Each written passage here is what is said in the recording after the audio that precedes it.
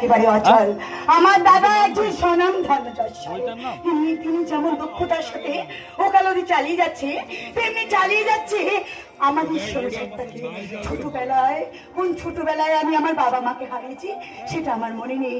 আসলে বাবা মায়ের স্নেহ মায়া ভালোবাসা কি আমি তা কখনো বুঝিনি। কিন্তু কিন্তু আমার দাদাই যে আমার কাছে সাক্ষাৎ মা, আর আমার দাদাই আমার কাছে বাবা। আমার দাদা আমার কাছে একটা সাক্ষাৎ ভগবান। বাবা, খুব যে বড় বড় কথা বলছিস দাদা, কাজ মনে হচ্ছে একেবারে অন্য মেজাজে। কিন্তু বোন, তোকে যে আমার একটা কাজ করে দিতে হবে। কি কাজ বলো দাদা? তোমার জন্য আমি সব কাজ করতে রাজি। সত্যি বলছিস বোন?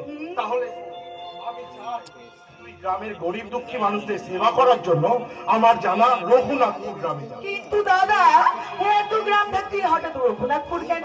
জানিস বোন, কিছুদিন আগে আমি ওই রঘুনাথপুরেই গিয়েছিলাম, আর সেখানে গিয়ে দেখলাম সেখানকার কত অসহায় দরিদ্র মানুষ শুধুমাত্র পয়সার অভাবে চিকিৎসার জন্য কলকাতায় আসতে পারে না। তাই তোর মতো ডাক্তার যদি সেখানে যায়, ওই গরিব অসহায় মানুষগুলোর কিছুটা হলেও সমস্যার সমাধান হয়, তাই না বল?